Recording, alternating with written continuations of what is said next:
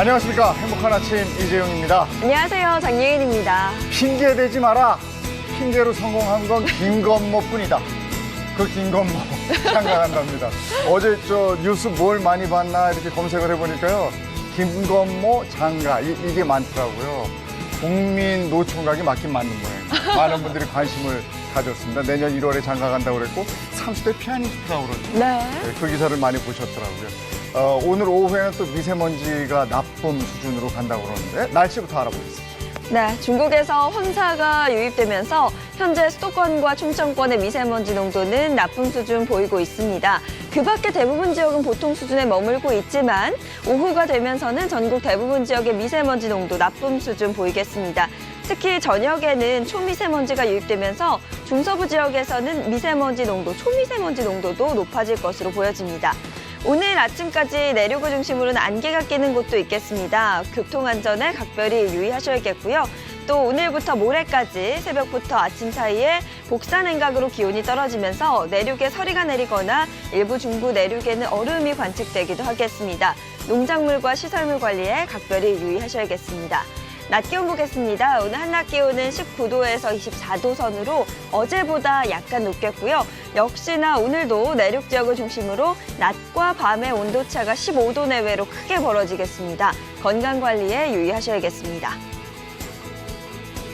오늘 자외선 지수뿐만 아니라 공해 지수도 상당히 높습니다. 외출하실 때는 자외선 차단제, 또 미세먼지 마스크도 반드시 챙기시는 게 좋겠습니다. 자, 10월의 마지막 날, 오늘은 목요일 행복한 아침 지금 시작합니다.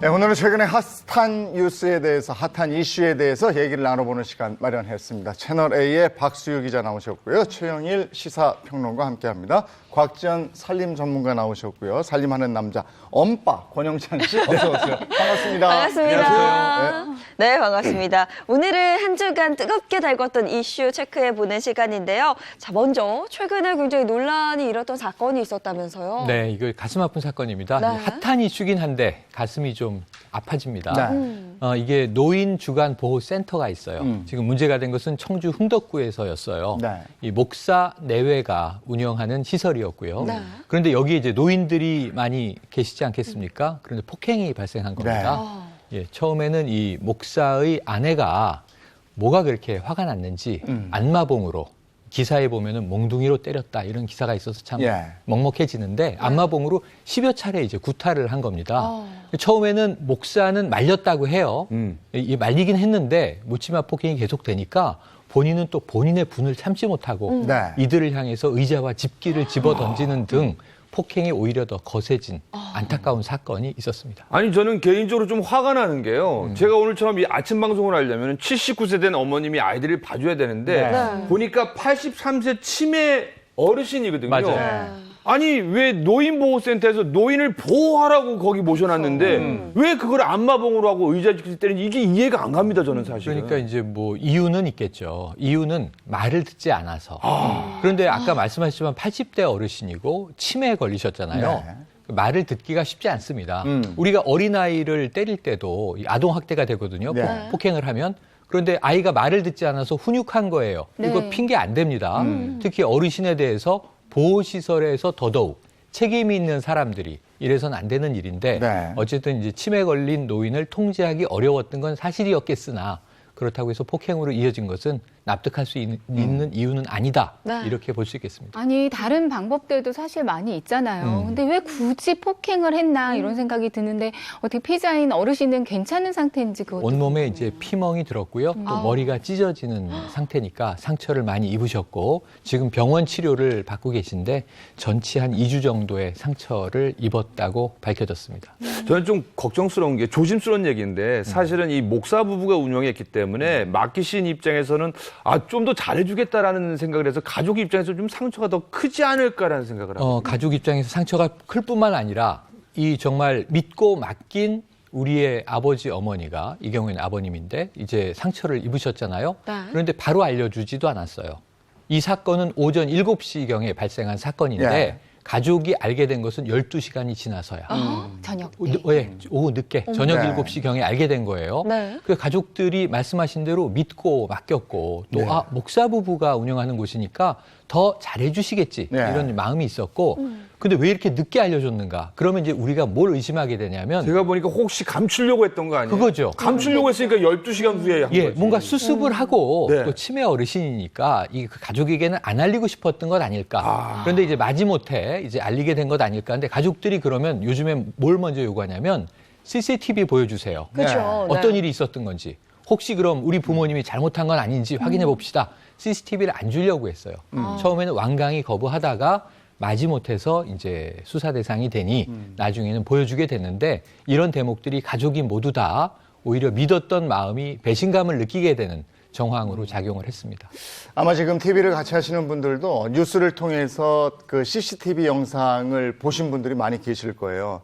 그 노인분이 이렇게 막 저쪽으로 가니까 쫓아가면서 때리고 그다음에 어떻게. 목사 부부 중에 처음에 말리던 그 목사가 네. 나와서 아까 말씀하신 것처럼 의자를 집어 던진 이런 장면들이 다 그 영상에 포함이 돼 있었거든요.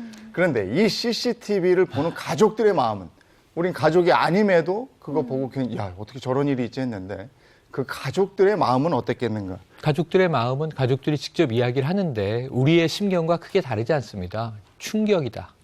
이렇게 목사 내외라서 믿고 맡겼는데 이런 일이 벌어지게 된 것은 상상도 할 수 없었다. 충격이다. 그래서 제가 뭐 한마디로 정리한다면 참담하다라고 느꼈을 것 같습니다.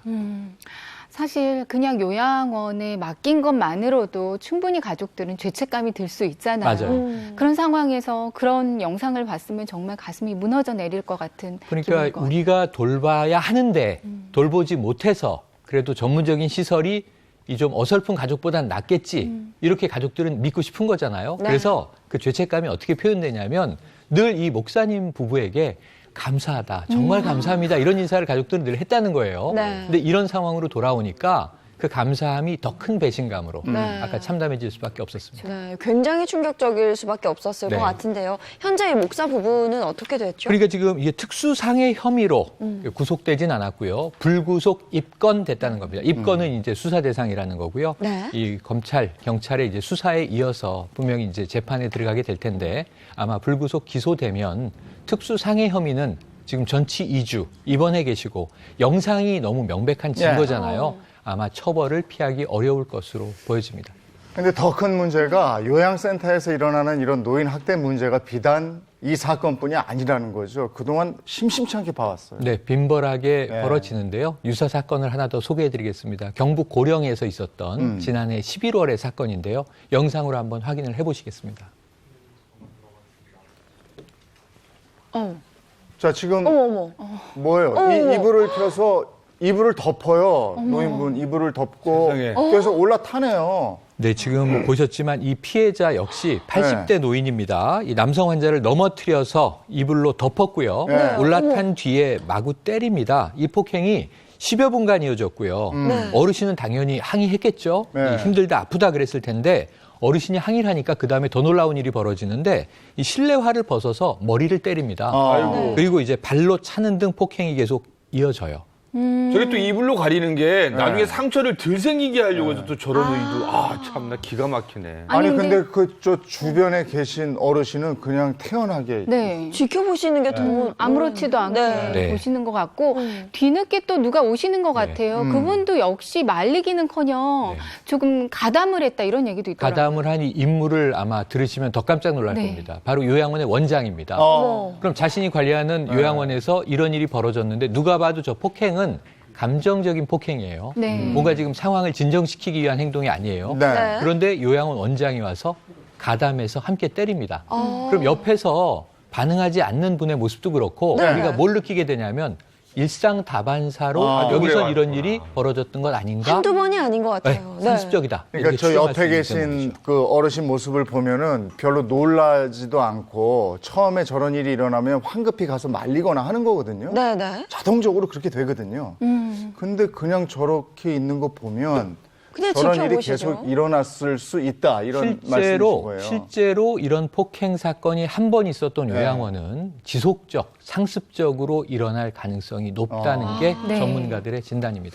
근데 이게 지금 그 두 군데가 다 개인 요양원입니까? 그 형태가 어떻게 되는 겁니까? 현재로는 개인 요양원인데요. 네, 아까 목사 내외 이게 위탁 운영이라고 하죠. 네. 그러니까 이제 공공 지자체에서 위탁 운영을 시키고 또 이제 사설 요양원이 많습니다. 네. 그런데 문제는 공공 요양원에선 이런 일이 없으면 네. 그나마 다행이겠는데 지금 이 사례로 보면은 다수 공공 사설을 망라하고 나타나고 있고요. 네. 심지어는 공공 요양원에는 어떤 사람들이 배치되냐면 우리 공익근무 요원, 네. 군대에 갔는데 군복무 대체로 이제 요양원에 배치되는 분들이 있는데 네. 이런 분들의 증언도 터져 나온 경우가 있어서 공공이냐 사설이냐가 폭행 여부를 구분하는 기준이 되지 않습니다. 그렇군요. 네, 맞습니다. 시에서 운영하는 요양원에서도 얼마 전에 노인 네. 학대가 발생했는데요. 안산시가 운영하는 시립 요양원에서 이 치매를 앓다 입원한 70대 할머니를 폭행하는 사건이 있었습니다.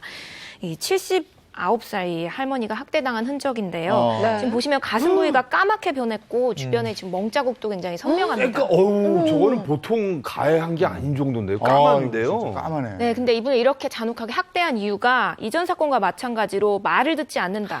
그 이유인데 이 요양사분이 30분 이상이 학대를 했다고 합니다. 아니 보통 사람이 한 대만 맞아도 그냥 깜짝깜짝 놀라겠는데 30분이면 이거는 뭐 학대 중에 정말 학대가 그렇죠. 길게 된 거거든요. 네. 얼마나 놀랐을까. 예, 그래서 피해 할머니 저희가 직접 인터뷰해봤는데요. 들어보시죠. 가슴은 정말 때라는 게 왜가 있다가 부러질 정도로 내가 미안하다고 해야지 그 사람이 미안하다고 안 해. 인터뷰 들어보니까 내가 미안하다고 했지라는 말이 있었어요. 그러니까 미안하다라는 얘기를 반복적으로 했음에도 불구하고 폭력을 멈추지 않았다는 건데요. 노인 학대가 정말 그냥 생각할 문제가 아니네요. 네, 맞습니다. 통계 보시면요. 작년에 발표한 내용입니다. 작년 한 해 동안 노인보호 전문기관에 접수된 학대 신고 건수가 15,000건, 그리고 이 중에 학대 사례로 판정된 건수가 5,200건에 달했는데요. 네. 작년에 4,600건 대비 10% 넘게 늘어난 수치입니다. 그리고 2014년하고 비교했을 때는 이 학대 사례가 5년 만에 무려 50% 가까이 증가를 했습니다. 굉장히 지금 심각한 겁니다. 근데 이렇게 노인 학대가 만연한데 그러면 뭐 여기에 따른 뭐 조치 같은 거 없어요? 가서 뭐 점검하고 이런 건 없나요? 네, 지자체에서 매년 여러 차례 점검을 하고는 있습니다. 네. 하지만 이게 형식적인 현장 점검인데요. 이 대부분 전기나 가스 시설 그리고 회계 이런 운영 실태를 살펴보는 데만 급급하지 이렇게 좀 입소자 대면 조사나 이런 인권 침해 여부를 살피는 이런 노력은 좀 소홀한 상태입니다. 좀 전에 그래프 보면 계속 네. 꾸준히 학대가 증가하고 있는 맞아요. 추세잖아요. 근데 도대체 왜 이렇게 계속 증가를 하고 있는지 그 원인이 그 뭘까요? 이유는 시설 종사자들이 이 노인을 인간으로 보고 인권을 지키려는 노력을 하면 해소되겠죠. 그래서 문제는 인권 교육의 부재 아닌가 이런 비판이 많은데 그래서 이제 노인 인권 교육을 어느 정도 하는가 봤더니 시설 종사자를 대상으로 있긴 있어요.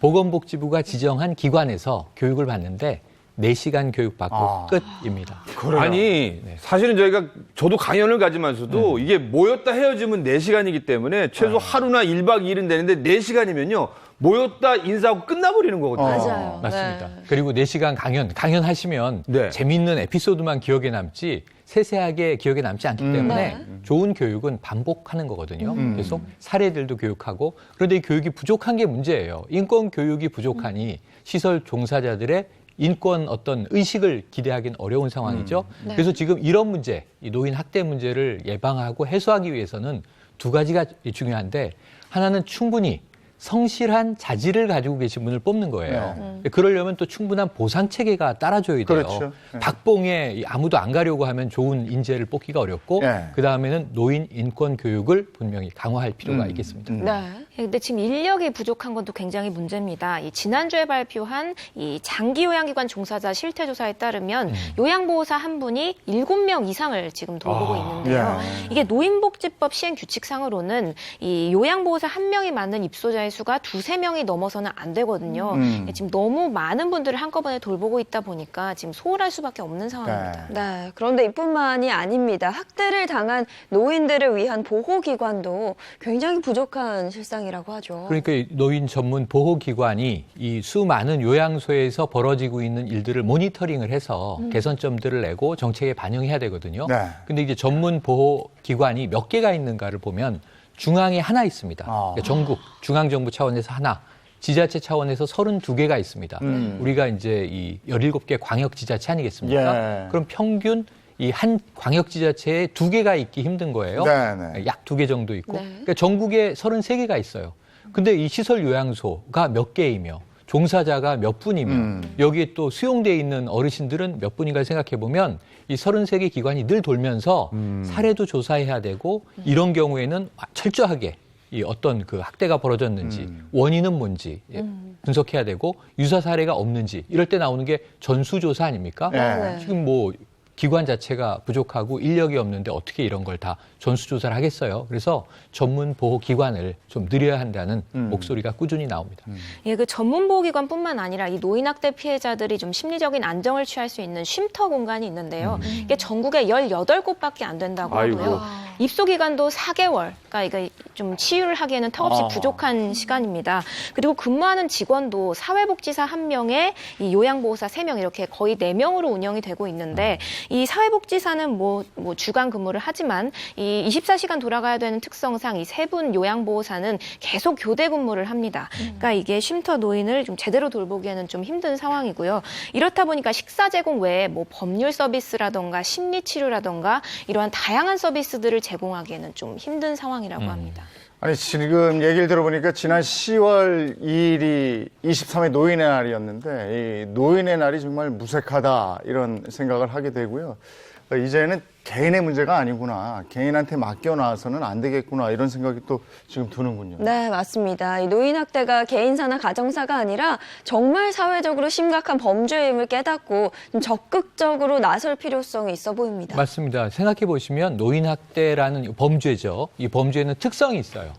대부분의 범죄는 가해자와 피해자가 발생하면 수사할 때 면식범이냐 아니냐 이것부터 따지는데 이 경우는 거의 대부분 면식범일 뿐만 아니라 가해자의 대부분은 보호자라는 거예요. 그러니까 시설의 종사자, 보호해야 할 분들이나 아니면 가족이 있겠죠. 가족, 친지. 그리고 두 번째는 피해자가 지금 치매 노인이 많으시죠. 인지 능력이 떨어져요. 어떻게 대응하고 신고해야 되는지도 모르고 두 번째는 워낙 밀착된 관계로부터 이런 폭행을 당하다 보니까 신고를 꺼려요. 인지가 있어도 이건 내가 얘기하지 말아야지. 내가 오히려 저 사람을 보호해줘야지. 이런 이제 특수한 상황에 놓이기 때문에 스톡홀름 신드롬이라는 것도 있죠. 그런 문제들 때문에 이게 잘 드러나지 않고 우리가 정말 철저하게 사회 공동체 전체가 관심을 가지고 들여다보지 않으면 놓치기 쉬운 이 범죄 신고에 사각지대에 놓여 있다. 이렇게 인식해야 될 것 같습니다. 우리 주변에 노인학대 흔적이 보이는 경우가 생기면 우리는 어떻게 해야 될까요? 그러니까 직접 나서시는 것보다는 신고를 하시는 게 좋습니다. 우선 노인학대 신고는 112, 뭐 다들 아실 거고요. 그리고 상담 전화는 1577-1389, 전국 어디서나 가능하고 24시간 운영됩니다. 네, 저희가 앞서 뭐 폭행을 당한 학대 장면을 여러 차례 보여드렸는데요. 문제는 이런 폭행뿐만 아니라 정신적인 폭력도 것도 상당히 폭력이죠. 맞습니다. 아까 보신 것처럼 뭐 멍이 들도록 하는 뭐 이런 신체적인 학대뿐만 아니라 네. 정서적인 학대나 경제적인 착취나 이런 뭐 유기 방임 이런 것들도 다 폭력에 포함이 됩니다. 앞서 말씀드렸던 신체적인 학대도 심각하지만 정서적인 학대도 굉장히 문제입니다. 근데 또 문제는 노인분들이 정서적인 학대를 당하면서도 이게 자기가 당하고 있다는 걸 모르는 경우가 많은 것도 굉장히 문제인데요. 이 서울시에서 발표한 통계 보시면 이 2018년도 학대 현황 보시면 서울에서 2,090건이 발생했는데 그중에 절반가량이 정서적 학대였습니다. 그러면 정서적 학대가 뭔지 한번 구체적으로 알아볼 필요가 있겠죠. 네. 예를 들면은 혐오 발언 대표적으로 혹시 이런 표현 들어보셨어요? 연금충, 틀딱충 이런 이야기를 노인에게 하는 경우가 있는데 네. 이것을 듣는 노인들 입장에서는 정말 자존감이 뚝 떨어질 뿐만 아니라 심리적인 고통에 빠지게 되거든요. 예. 이거 대표적인 혐오 발언이죠. 아니 연금 충할 연금 뭐 받아서 생활한다 뭐 이런 얘기인 것 같고. 네. 근데 틀딱충 뭐예요? 틀니를 아, 딱딱거리는. 그래요? 네. 아이고. 네. 그런 얘기란 말이에요. 네. 뭐 연금충도 연금을 축내는 노인을 네. 뜻한다라고 하고요. 이런 표현 자체가 정말 굉장히 충격적으로 다가옵니다. 아니 사실은 지금 방송 보시는 분들이나 이게 사실 어르신들이 만들어 온 또 세상이기도 하는데 네. 그런 의미를 붙인다는 거 보니까 존경도 아니고 좀 씁쓸하긴 해요. 이런 네. 표현 자체는 좀 악의성을 가지고 붙인 노인을 비하하는 이제 일종의 별명이에요. 네. 이거 많이 쓰면 절대 쓰시면 안 됩니다. 시청자 네. 여러분 이런 말은 쓰시면 안 되는데 네. 이런 문제도 있어요.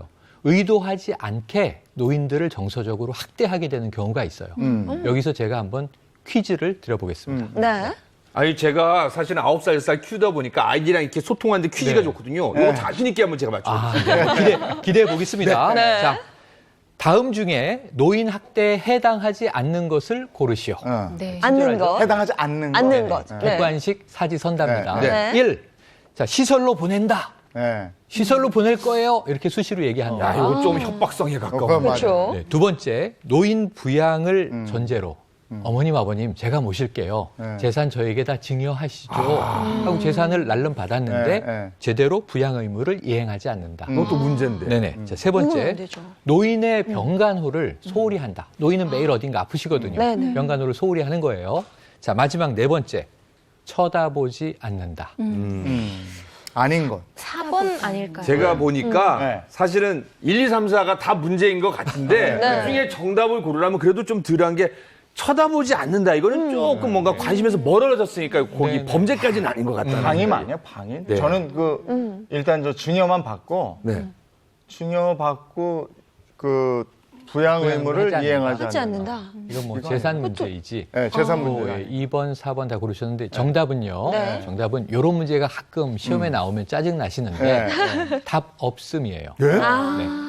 5번이 지금 다다 있는데 이거죠, 다다. 1, 2, 3, 4 모두 노인들을 향한 정서적 학대에 해당한다. 그러면은 4번 쳐다보지 않는다는 것도 이것도 학대라는 것도 우리 시청자분들이 잘 알아야 되는 예, 거잖아요. 무관심이죠. 그리고 혹시 예, 시청자분이 예. 어르신 모시고 사시는 경우에 늘 쳐다보는데 예. 잠시 쳐다보지 않으면 범죄가 되나요? 아니고요. 예. 여기서 쳐다보지 않는다는 지속적으로 쳐다보지 않는 건데 들여다보지 않으면 어떤 네. 문제가 있는지 보호할 수가 없잖아요. 그러네요. 아이와 비교해 보세요. 우리 아이 쳐다보지 않습니까? 항상 주시하고 있죠. 넘어질까, 뭐 집 밖으로 나갈까, 혹시 먹으면 안 될 게 입으로 들어갈까. 아이와 마찬가지로 어르신을 대하면 쳐다보지 않는다도 방임 학대가 될 수 있음을 아실 수 있습니다. 네. 그거를 저를 보고 하니까 제가 살짝 좀 찔리는 게 오늘부터 좀 주의해야 될 것 같아요. 내 네. 아이 돌볼 때하고 똑같이 생각하면 되는 것 같아요. 네, 네. 아이도 아동 학대 중에 방임이 들어가잖아요. 네, 똑같은 거네. 그렇죠. 사실 저는 부모님께서 네. 잔소리를 많이 하시면 못 들은 척하는 경우가 좀 아, 있었거든요. 네네네. 이것도 학대에 해당하는 그리고 거예요. 쳐다보지 않는다를 조금 확대하면 듣지 않는다도 학대가 될 수 있어요. 뭔가 끊임없이 이제 어려움을 호소하는데 네. 아유 됐어요. 뭐 이러면 이것도 학대가 될 수 있고 자 보시면요 이 학대 사건들을 보면 가해자들도 변명이 있어요. 네. 말을 안 들어요. 말을 이 어르신이 좀 어르신을 보호하려고 하는데 내 통제를 자꾸 벗어나. 그러니까 화가 나서 가해했다, 폭행했다 이런 얘기 하시는데 통제하려고 하는 게 혹시 학대는 아닌지 한 번쯤 고민해 보셔야 되는 대목입니다. 네.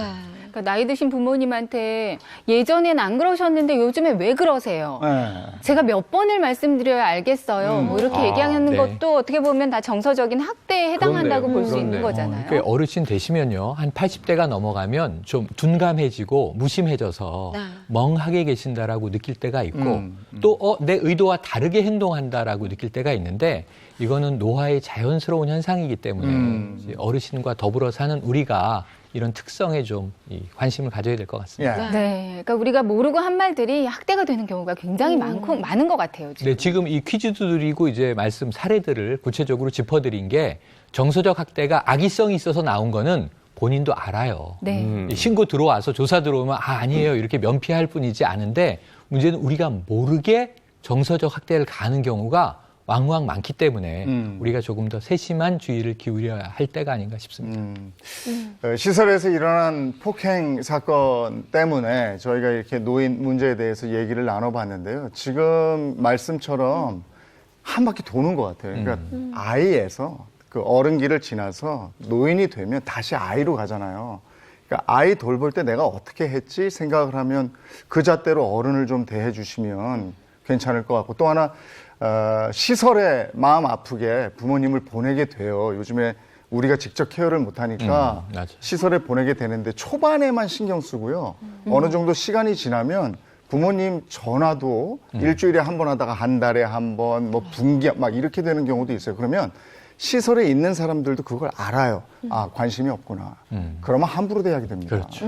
그러니까 시설에서 이랬어.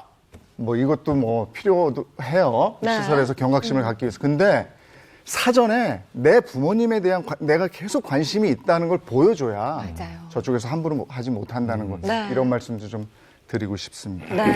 말 한마디, 네. 작은 관심이 굉장히 중요하다라는 걸로 해석이 되고요. 자, 이제 분위기를 좀 바꿔서 시청자 여러분의 궁금증 해소해드리는 시간 갖도록 하겠습니다. 오늘도 어떤 사연이 준비되어 있죠? 네, 이제 곧 11월이잖아요. 네. 11월이 되면 주부들은 걱정이 많아집니다. 김장 걱정이 굉장히 많아지거든요. 제가 결혼한 지 12년 됐는데요. 아내가 승무원이라서 해외에 한 달에 반을 나가서 근데 또 이 아내가 김치 없으면 밥을 못 먹어요. 그 얘기는 제가 12년 김장을 담갔다는 얘기다 보니까 요즘 때만 되면 혹시 배추값 올랐나? 물값 떨어지지 않나? 이것만 보게 된단 말이에요. 예, 예. 그래서 오늘 사연은요, 이 가을철 김장에 관련된 사연이에요. 그래서 사연 먼저 읽어드리겠습니다. 어제 시장에 갔다가 깜짝 놀랐습니다. 배추 가격이 한 포기에 5,700원이라니요. 저희는 외가와 함께 김장을 하기 때문에 최소 100포기는 담가야 하는데 요즘 배추값이 금값이라고 해서 올해는 김장을 엄두조차 못 내고 있어요. 올가을 김장 도대체 어떻게 해야 할까요? 라고 사연을 보내주셨습니다. 아니 저도 기절초풍한 게요. 이 마트에 장을 보러 가면 동네별로 또 조금씩 차이가 나서 네. 뭐 5,700원부터 6,000원 넘는 데도 있는데 만약에 6,000원으로 잡잖아요. 20포기면요. 얼마인지 아세요? 12만 원. 12만 원이나 든다니까요. 네. 이제 주부들은 김장하는 그 노동도 걱정이지만 네. 사실 김장 비용도 굉장히 걱정이 되거든요. 그럼요. 비용도 고민이 되죠. 그러면 작년 대비해서 어느 정도나 오른 거예요? 지난해보다 거의 2배 가까이 올랐다고 야, 그래요? 보시면 돼요. 네. 한국농수산식품유통공사에 따르면 25일 기준 배추 한 포기 소매가는 5,680원을 기록했습니다. 1년 전 가격인 3,533원보다는 60.8%고요. 평년 가격인 2,947원보다는 92.8%나 값이 뛴 거예요. 저희 집이 4인 가족으로 치잖아요. 작년에 20포기 보통 했는데 한 20만 원 정도 들었거든요. 네. 그것도 사실은 부담인데 네. 그러면 배추값이 2배가 뛰었어요. 네. 그러면 그거 자체가 엄청 뛴 거잖아요. 어떻게 보면. 그렇죠. 가장 메인이 배추니까요. 네. 근데 거기에 못지않게 또 무값도 중요하거든요. 근데 무값도 역시 함께 뛰었습니다. 무 한 개의 가격이 2,866원 선이에요. 얼마요? 2,800원. 그러니까 3,000원 육박하는 곳들이 꽤 많이 있거든요. 네. 이거는 평년이 1,768원인 거에 비해서는 62.1%나 상승한 건데, 그러니까 배추 하나가 이제는 작년보다 한 1,000원 정도는 더 비싸졌다. 올랐다고 생각하시면 될 것 같아요. 아니 근데 작년 이맘때 생각해 보면 작년에는 그 배추가 뭐 생산량 과잉 때문에 뭐 떨어졌다 뭐 이런 거 했었거든요. 네. 근데 올해는 뭐예요? 많이 안 키웠다는 거예요? 뭐예요? 이게 재배 면적이 줄어들어서 아, 그래요? 이게 그런 것도 있겠네. 가격이 네. 올라간 건데 올해 고랭지 배추와 무 가격이 작년에 비해서 10% 가까이 재배 면적이 줄었습니다. 아. 1975년부터 통계를 작성하기 시작했는데 이게 역대 최저라고 합니다. 네. 작년에 너무 많이 하니까 이번에는 또 적게 하고 뭐 이런 거 아닌가요? 거기다가 재배 면적도 줄었죠. 네. 과거에 막 무와 배추 가격 떨어졌다고 갈아엎던 모습이 그러니까 막 파동 생생한데 뭐 이런 생각이 이제는 달라졌어요. 기후 변화도 거기에 한몫합니다. 올해 느껴보시면 가을 태풍이 많이 왔잖아요. 네, 네. 그럼 이게 한참 이제 수확하기 직전에 잦은 비, 또 태풍, 바람 든 무, 그럼 우리는 못 먹는 무 얘기하잖아요. 네. 이게 병충해도 늘어나고 해서 이 물량 자체의 생산이 떨어진 거예요.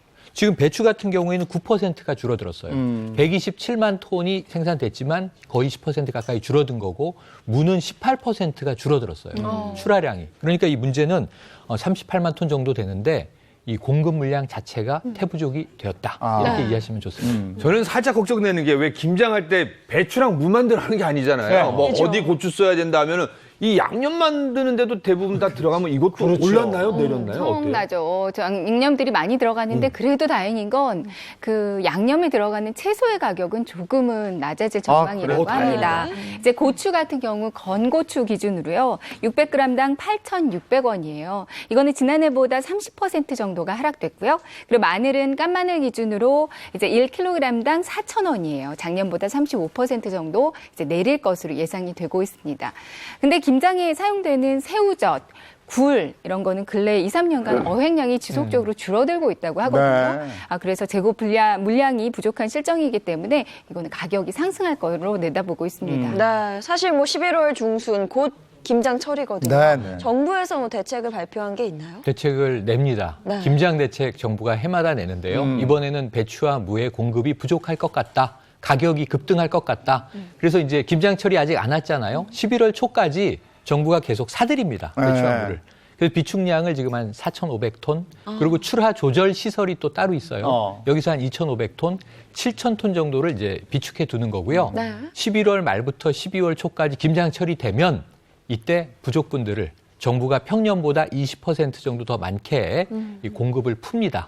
그래서 가격 조절에 나서게 되는 거죠. 네. 근데 제가 보통 김장 한번 담그면요. 저 혼자 하는 게 아니라 저희 어머님이랑 장모님이 오지 않으면 못 하는데 네. 그러다 보니까 손이 귀찮아. 그래서 네. 요즘은 사 먹는다는 분들도 조금씩 아, 그런 분들도 많이 있긴 네. 있어요. 네, 많죠. 맞습니다. 실제로 네. 포장김치로 눈 돌리는 소비자들 요새 굉장히 많습니다. 그래서 지난달에 한 대형마트 매출 보시면요. 포장김치가 지난해 같은 기간보다 10% 넘게 많이 팔렸습니다. 그리고 또 사전 계약을 통해서 가격이 동결된 절임 배추도 요즘 인기를 많이 끌고 있거든요. 네. 절임 배추의 경우에는 가격이 한 7만 원에서 8만 원 정도의 선이에요. 비교적 괜찮은 편이죠. 이제 가격이 동결돼 있으니까 미리 사전에 예약만 하시면 배추 가격을 걱정하실 필요가 없습니다. 사전에 가격이 동결됐다는 건 미리 가격이 오르기 전에 사놓고 그걸 절여서 판다 이거예요? 그렇죠. 그러면 그냥 배추를 직접 사서 김장 담글 때 하고 절인 김치로 담글 때 하고 박수유 기자도 김치 사 먹죠? 예, 그럼요. 이렇게 사 먹는 김치하고 뭐가 경제적일지 한번 따져봐 주세요. 네, 그래서요, 이제 4인 가족이 먹을 만한 20포기를 기준으로 네. 이제 김장을 했을 경우, 말씀해 주신 것처럼 생배추를 이용해서 김장을 했을 경우, 그리고 절임 배추를 이용해서 김장했을 때, 또 포장김치로 그냥 드실 때, 네. 이때 얼마나 가격 차이가 나는지, 제가 여기 근처에 인근에 농협마트가 있어요. 거기 가서 직접 가격 비교를 한번 해봤거든요. 네. 그래서 상세히 조금 알려드릴게요. 네. 먼저 배추 김장, 그러니까 생배추를 가지고 김장을 했을 경우에는 일단은 배추와 뭐 무뿐만 아니라 이렇게 많이 아, 그거 많이 드네. 근데 뭐 집집마다 또 넣는 것들이 다 달라서요. 맞아요. 여기에 더 훨씬 추가가 될 수 있는데 일단 간략하게 이제 최소한의 양을 저희가 한번 조사를 해봤어요. 배추 20포기 보시면 일단 10만 원이 넘어가죠. 네. 11만 3,600원. 무 5개. 12,900원, 13,000원가량 되고요. 그리고 천일염 1kg이라고 따졌을 때는 3,580원. 그러니까 새우젓 500g이라고 봤을 때는 17,900원 정도가 들어갑니다. 네. 뭐 이거보다도 양념이 더 많으니까 훨씬 더 추가된다고 보시면 될 것 같아요. 우리 집은 여기에다 돼지고기 들어가야 되고요. 네. 막걸리 들어가야 되고. 지금 배가 빠졌네요. 배가. 배도 빠지고. 배 있어야 돼요. 이게 집집마다 넣는 게 다 달라서 네, 여기다가 네. 여기서 조금 추가될 거는 같아요. 네, 맞아요. 그리고 다음으로는 이제 절임 배추로 김장을 했을 경우도 한번 알려드릴게요.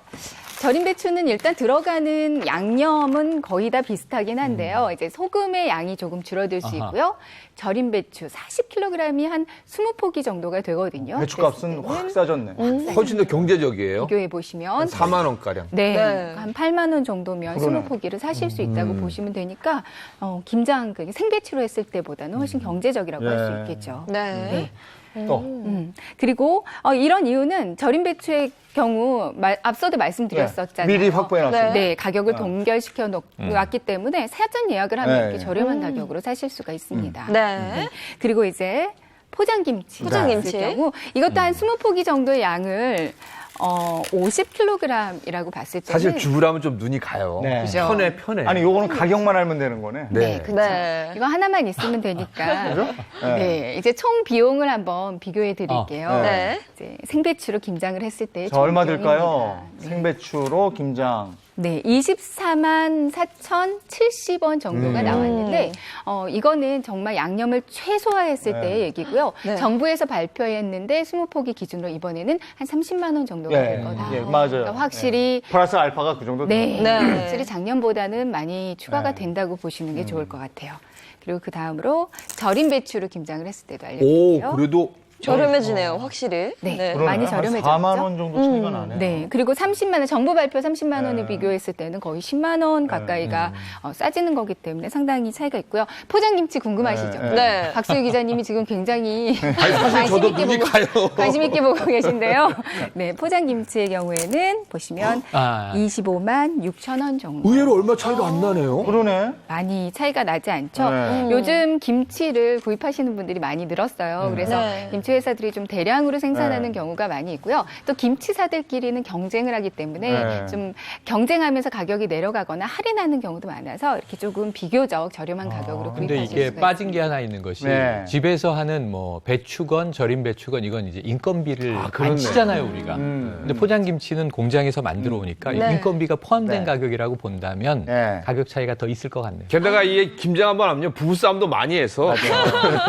근데 어떻게 보면 이렇게 즐거운 분위기로 하면 이게 축제이기도 한데. 아, 또 그렇게, 그죠? 네, 그렇게. 네. 가족들 다 모여서 뭐 요즘에는 그런 거 싫어하는 분들도 많이 계신데 네. 예전에는 이게 축제였어요. 그렇죠. 저희 가족들. 할머니 계시고 이럴 때 꼭 집에서 김장했었는데 네. 그러면 양념과 네. 수육 삶은 거를 네. 먹는 같이. 그 이 축제의 기분이 있었는데 네. 요즘은 수육을 안 삶아 주시더라고요. 글쎄. 근데 이제 배축국 해가지고 같이들 드시고. 네. 근데 그나마 요즘에는 연탄 안 들여놓는 게 얼마나 다행이에요. 아. 예전에 이 계절에 김장하고 연탄하고 들여놔야 네. 그다음에 든든. 이제 겨울 난다 이렇게 얘기했었거든요. 네. 네.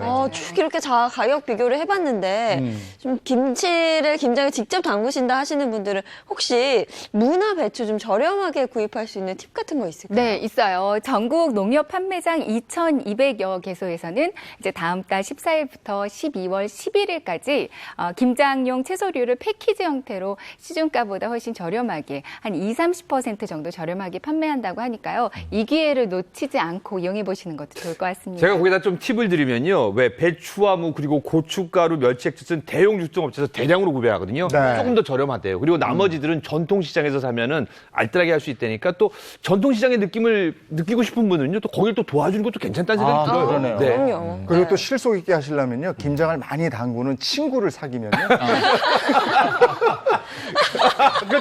정답인데요? 네, 그 집에 김장할 때, 김장하니? 이러고 뭐 하나 사가지고 가면 요만큼 주고.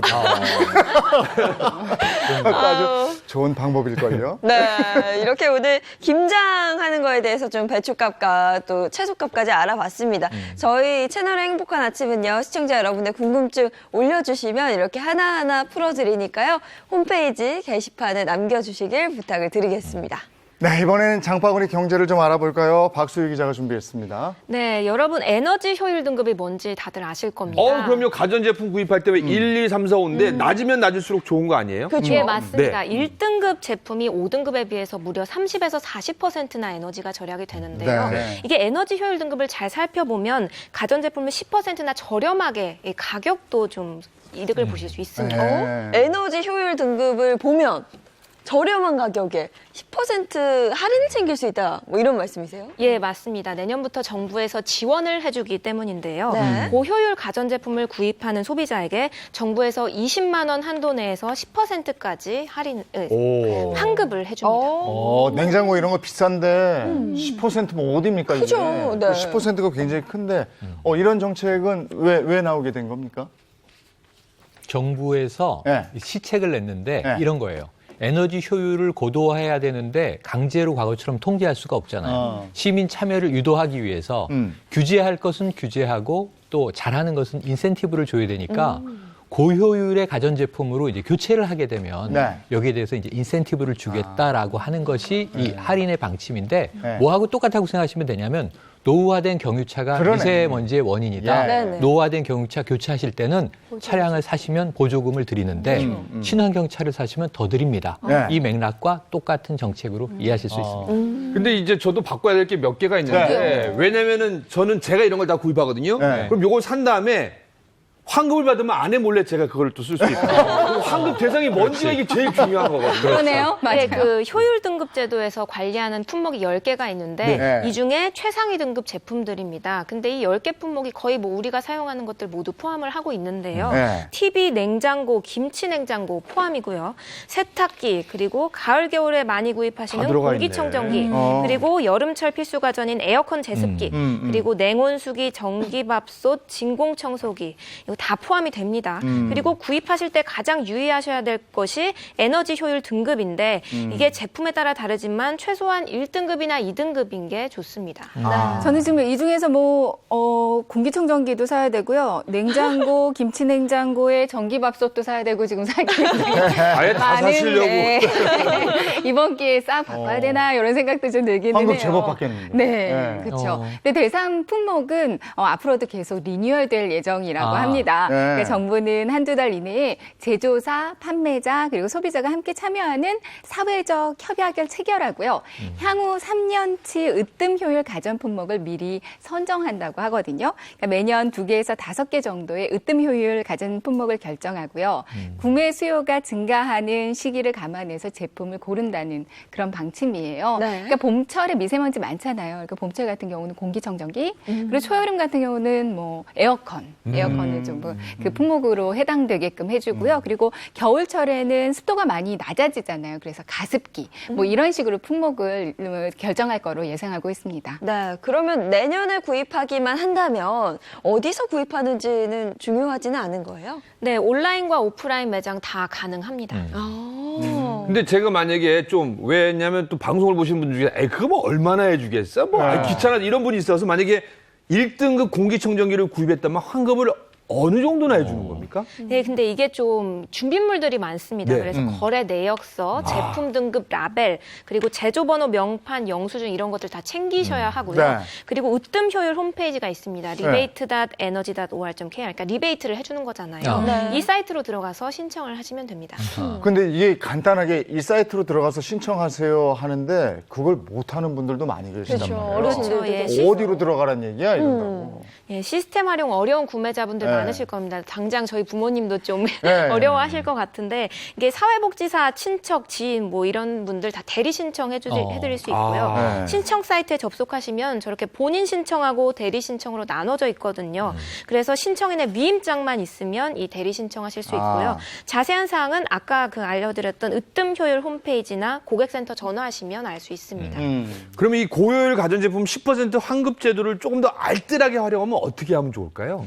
그러니까 환급받을 수 있는 대상이 가구가 아니라 개인이라는 점에 주목하셔야 됩니다. 그래서 만 14세 이상이면 일단 10% 할인 받으실 수 있고요.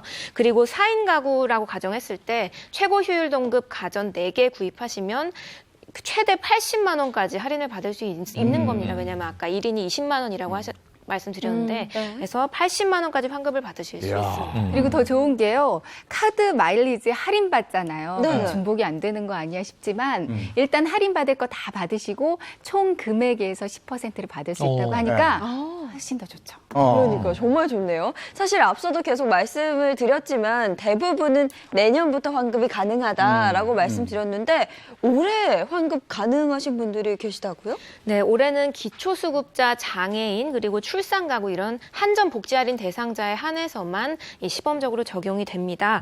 그래서 올해 환급 혜택 받으시려면 이분들 역시 좀 준비물이 필요합니다. 전기요금 복지 할인 대상 확인증, 그리고 주민등록 등본, 거래 내역서, 그리고 결제 영수증, 그리고 효율 등급 라벨 사진도 필요하고요. 제조번호 명판 사진까지 이렇게 지참을 하셔야 합니다. 그리고 한국에너지공단 환급 신청 온라인 홈페이지 들어가시면 신청하실 수 있습니다. 그 한전 복지 할인 뭐요? 카드? 한전 복지 할인 대상 확인증. 확인증. 근데 그게 있음에도 불구하고 전기료 할인을 못 받았다. 그러면 그건 소급해서 할인해 줍니까? 예, 그렇습니다. 한전 사이버 지점 통해서 할인 신청하시면 바로 등록이 됩니다. 아, 이것도 사이버 지점이구나. 근데 이런 거 컴퓨터 모르는 분들, 어르신들 뭐 가르쳐 달라고 그러면 아이들이 꼭 아유, 막 이게 뭐 이렇게 하는데. 그것도 몰라? 아니, 아까 그 학대. 좀 알려주세요, 차근차근. 그러면 자주 들려서 해주시든가. 그러니까요. 반박합니다. 지금 우리가 환급금 얘기해서 말인데요. 이제 연말 되면 또 많은 분들이 관심을 갖는 게 연말정산으로 인한 환급금이잖아요. 아니 사실은 연말정산은 그냥 들어오는 돈인데 얼마나 잘했다 해서 늘 수도 있잖아요. 그렇죠. 특히나 지금 연말인 지금 돈을 잘 쓰면 내년 연말정산 환급금이 많이 늘어날 수가 있습니다. 좀 얄미운 게 어떻게 잘 쓰는지도 알려주셔야죠. 네, 일단 내가 연말정산 환급금을 늘리려면 이제 공제 한도를 잘 살펴보셔야 될 것 같아요.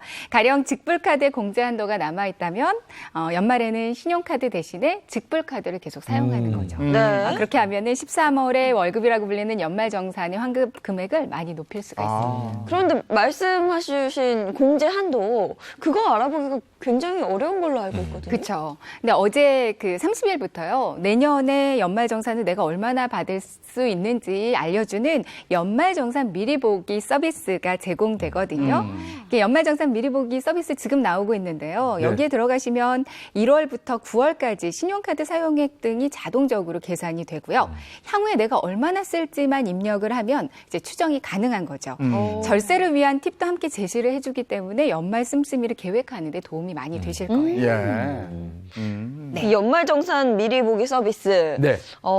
이용 방법도 이게죠? 네, 연말정산 받으실 때 보통 그 국세청 홈택스 들어가는 네. 거 있잖아요. 마찬가지로 거기 들어가셔서 함께 이용하시면 될 것 같아요. 저는 오늘 얘기 딱 처음부터 시작한 거 보니까 네. 이거 어르신들 하기 힘들어요. 오늘 아들이나 딸이나 며느리는 좀 아닌 것 같아요. 안 해줄 것 같으니까 좀 해주셔야 될 것 같아요. 네. 네. 미리 보기 서비스 어떻게 활용하는지 조금 더 들어볼까요? 네, 공제액은 항목별로 공제 한도 내에서 적용이 되겠어요. 신용카드의 경우에는 최대 이제 300만 원까지, 대중교통은 최대 이제 100만 원까지 공제를 오, 많이 받으시겠는데요. 되네. 신용카드 공제액이 꽉 찼는데 직불카드와 선불카드의 공제액이 차지 않았다면 이제 직불카드와 선불카드를 사용하시면 될 것 같아요. 그럼 같은 돈을 썼는데 내가 같은 쇼핑을 하고 같은 여행을 결제했는데도 이제 환급액이 많이 늘어날 수가 있습니다. 네, 이게 굉장히 유용한 서비스인 게요. 이 환급분 예상액도 알 수 있고 항목별로 절세 방법도 안내를 해주거든요. 그러니까 개인의 세금 관련 재무 상황을 확인해 보실 수 있습니다. 작년까지는 연말정산 했는데 올해는 연말정산 그죠? 프리랜서는 연말정산이 아니죠? 그렇죠. 5월에 뭐 그러네요. 그거 하는 거죠? 제가 좀 알려드릴게요. 저 29년 됐으니까. 아, 맞아. 그게 다른. 여기 지금 해당이 안 되는데 박수유 기자는 연말정산 해야 돼. 아, 예, 저도 많은 도움을 받아서 하고 있어요. 이거 꼼꼼히 챙기셔야 되겠네요. 그리고 고효율 가전제품 이번에 구입을 하면 환급도 받을 수 있고 제가 재작년에 에어컨을 바꿨는데 확실히 효율이 좋아요. 맞아요. 그 여름에 더워서 이렇게 계속 에어컨을 틀어놓고 있었음에도 불구하고 전기값이 그렇게 많이는 안 나왔어요. 그러니까 요번 참에 한번 오래된 게 있으면 네. 바꾸면 두고두고가 아마 이익이 될 겁니다. 어차피 틀어야 될 거라면. 그리고 저 연말정산은 이거는 저도 작년까지 해봐서 25년을 해봤거든요. 이거 꼼꼼히 챙기면 정말 이익이니까 한번 꼼꼼히 찾아보시기 바라고, 또 아버지 어머니 모르신다고 구박하지 말고 그게 가서 가장 꼼꼼히 중요해요. 네. 알려주시기 바랍니다. 오늘 도움 말씀 고맙습니다. 고맙습니다. 네, 수고하셨습니다. 자, 대한민국 경제 지표에서 빠질 수 없는 게 또 골목 상권이라는 게 있습니다. 네. 뭐 장충동에 족발 골목도 있고, 뭐 회기동에 파전 골목이 있고, 대구에 가면 또 곱창 골목이 있고 그렇잖아요. 그럼요. 네. 그래서 오늘 요즘에 뭐 장사가 예전 같지 않다 이래서 많이 고민들 하시는데, 그런 상권들 한번 알아볼까요? 네, 연구 조사 결과에 따르면요, 내년 골목 상권의 매출액이 10% 이상 감소할 것으로 내다봤습니다. 골목 상권의 활성화를 위해서요, 지자체와 소상공인들이 또 다양한 행사를 가지고 직접 나섰다고 합니다. 어떤 내용인지 화면으로 함께 보시죠. 지역만이 아니라 국가 경제를 지탱하는 골목 상권. 그런데 경기 불황의 그늘이 골목 상권까지 침투하는 바람에 수많은 곳이 죽어가고 있습니다. 반면 불황을 이겨내고 부활을 꿈꾸는 골목도 있다는데요. 나 사당 오면 다른 데 못 가. 최고야. 대한민국의 수많은 골목들, 그들의 이야기가 지금 시작됩니다. 오늘 우리가 찾아온 곳은 사당역 10번 출구 앞에 자리 잡은 먹자 골목입니다. 윤기가 잘잘 흐르는 짜장면부터 달콤한 팥칼국수와 침샘을 자극하는 쭈꾸미 볶음까지, 이곳에서 가장 사랑받는 메뉴는 무엇일까요? 사당동 오면은 전골목이 유명해요. 전집이 최고 잘 돼. 오래됐고. 사당동 먹자 골목의 명물이라는 전골목. 이곳에선 주로 명절에 해먹는 전을 365일 내내 즐길 수 있다는데요.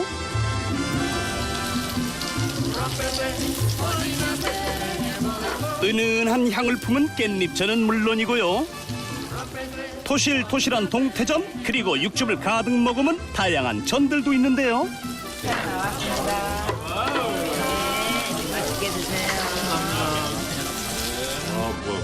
또 나와요? 즉석에서 각 구워낸 육종 모듬전. 사장님의 정성이 담긴 만큼 맛 또한 일품이라는데요. 아이고 혀댈라, 천천히 드세요. 요즘도 따뜻하고요. 맛이 끝내줘요. 다른 젖골목도 많은데 여기가 젖골목이 최고입니다. 그렇다면 전골목이 형성된 이유는 무엇일까요? 등산객들이 관악산 등산 가는 사람들이 많다 보니까 와서 먹어보고, 서민의 음식이니까 싸고, 응? 그러니까 그걸 좀 많이 활성화된 것 같아요, 전집이. 국내 명산인 관악산과 인접한 사당동. 많은 등산객들이 하산을 한 후 허기를 달래러 사당동으로 찾아오기 시작했다는데요. 그로 인해 전집을 중심으로 무려 100여 개의 상가가 생겨 먹자 골목을 상점가로 등록까지 했답니다. 규모가 커지다 보니 다양한 식당들도 생겼다는데요. 그중 젊은이들의 입맛을 저격했다는 곳을 찾아가 봤습니다. 빨간 양념이 묻은 닭다리를 신나게 뜯는 걸 보니, 아니 지금 드시는 거 닭볶음탕 아닌가요? 곱돌이탕. 예, 곱돌이탕. 어잉? 곱돌이탕이요? 곱돌이탕이 무슨 음식인가요, 사장님? 산에 있는 음식이 하나 있었는데 거기 음식과 좀 다르게 저희가 좀 변형해가지고 양념을 좀 새롭 다르게 만들어가지고 식당을 좀 개발을 했습니다. 닭볶음탕과 소대창의 환상적인 만남. 칼칼하고 깊은 국물 맛이 일품이기에 요즘같이 쌀쌀할 때 먹으면 몸이 사리듯 녹여주는 것은 물론 원기 회복에도 따봉이라는데요. 영양 만점 퓨전 한식 곱돌이탕 한입 하실라응?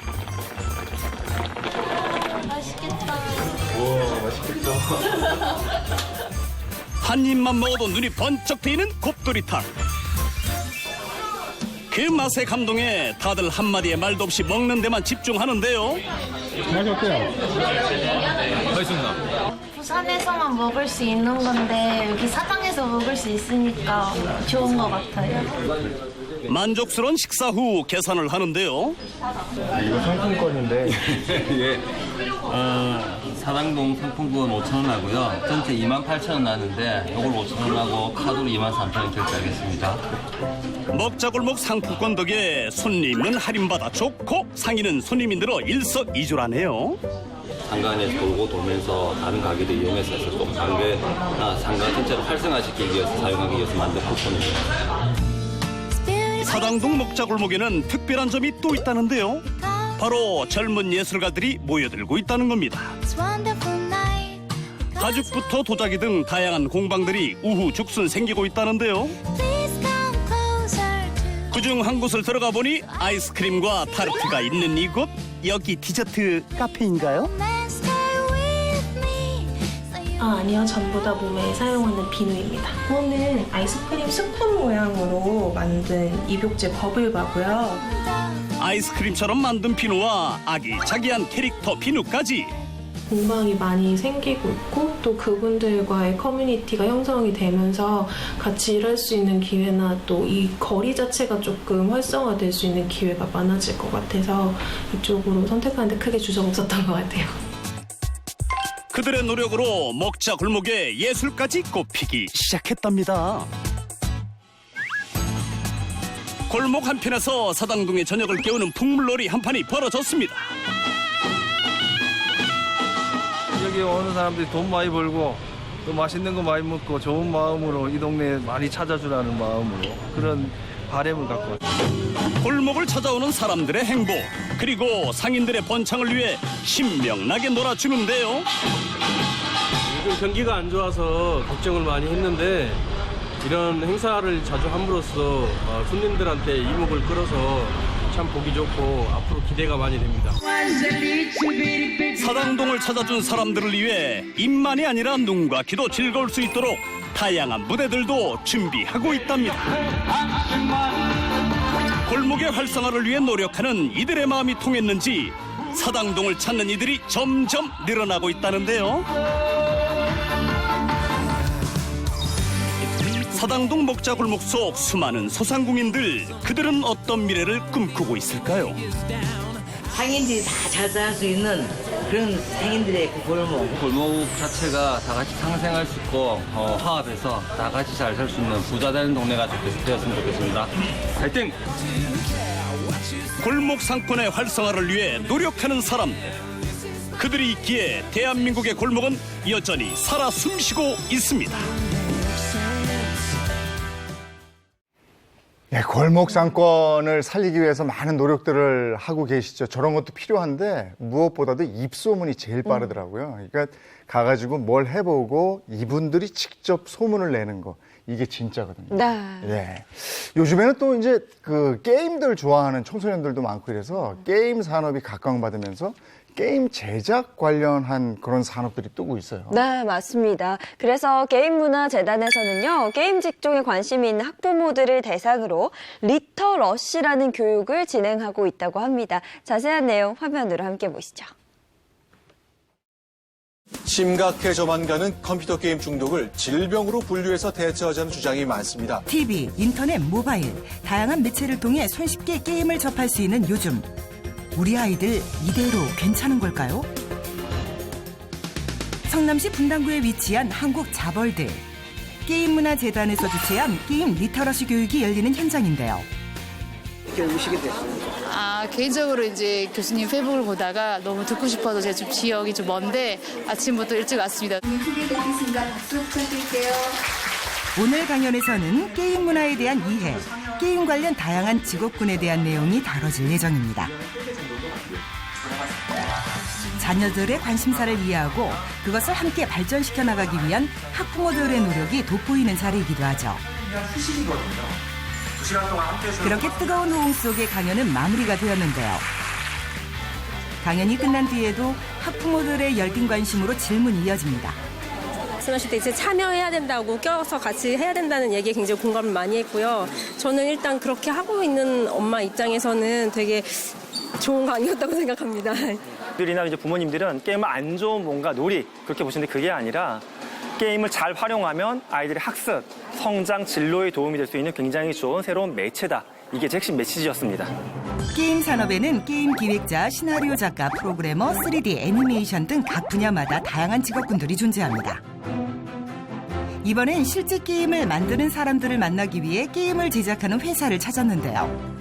이곳은 낚시 게임을 전문으로 개발하는 회사로 2012년 스타트업으로 시작, 현재는 30여 명의 직원들이 똘똘 뭉쳐 게임을 제작하고 있습니다. 먼저 게임이 처음 만들어지기 위해서는 게임 기획 회의를 거쳐야 하는데요. 게임 기획자는 게임의 구성 내용과 규칙을 설계하는 일을 합니다. 본인 스스로 관련 그 업계 동향이나 그다음에 관련 공부를 좀 더 많이 하고자 하는 의욕만 있으면 누구나도 열려있는 문이라고 보시면 될 것 같습니다.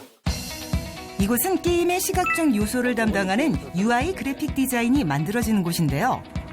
그래픽에는 원화 파트가 있고 그 원화를 3D로 구현하는 3D 파트. 마지막으로 유저들이 게임을 원활하게 할 수 있도록 하는 UI 파트로 나누어집니다. 전공 대학이나 교육기관에서 더 공부를 하셔가지고 그리고 거기에 맞춰서 포트폴리오를 많이 준비해 주시는 게 좋습니다. 이번에는 더 다양한 게임 제작의 세계를 경험하기 위해 국내 인기 게임을 다수 제작하고 있는 국내 대표 게임 회사를 찾았습니다. 이상한 소리가 들려오는데요. 어디서 나는 소리일까요? 지금 뭐 하시는 거예요? 네, 여기서 저희는 효과음을 녹음하고 있습니다. 어떤 소리가 난다는 거예요? 네, 이런 철갑의 소리를 이용해서 전사의 무거운 갑옷을 표현하고 있습니다. 효과음을 만들어내는 이곳은 게임의 효과음을 담당하는 폴리 스튜디오입니다. 이거 공사장에서 쓰는 그 칼 아니에요? 시멘트 칼? 네, 공사장에서 사용하는 시멘트 칼을 이용해서 저희는 칼이나 그런 무기들을 표현하고 있습니다. 정말로 다양한 소품들이 작업 도구가 되는군요. 오늘 촬영한 소리로 영상에 넣어봤습니다. 그럴싸한데요? 자기가 좋아하는 게임을 많이 해보고 그것에 어떻게 사운드가 적용되었고 어떤 소리들이 많이 들어갔는지 귀로 많이 듣는 것이 가장 중요하다고 생각합니다. 다음으로 찾은 곳은 최첨단 장비를 갖춘 스튜디오인데요. 여기는 어떤 곳인가요?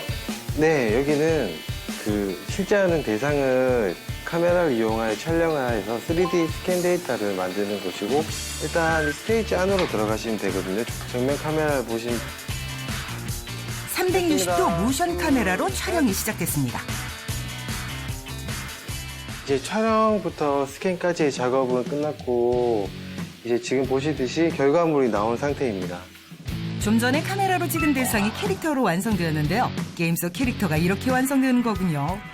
카메라 관련 지식과 저희가 이제 스캔 데이터를 모델링화 시키기 때문에 모델링 관련 쪽에 관심을 가지시면 될 것 같습니다. 프로그래밍을 전공으로 하시는 분들이라면 수학 공부를 좀 더 열심히 하면 좋을 것 같고요. 게임 기획이라든지 마케팅이라든지 이런 분야에 종사하시는 분들은 인문학이라든지 언어 등을 좀 열심히 하시면 좋을 것 같습니다.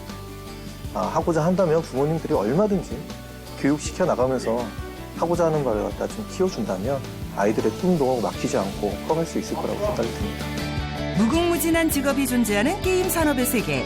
그 속에는 꿈을 실현하며 끝없이 도전하는 사람들이 있습니다. 게임의 세계 도전해보세요. 오늘이 10월 마지막 날, 이맘때부터 가장 많이 쓰이는 단어 벌써. 아니 벌써 10월 마지막 날이야?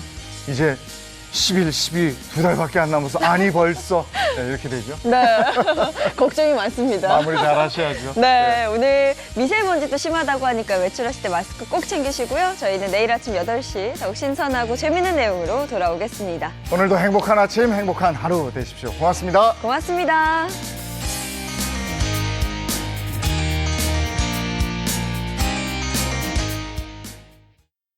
채널 A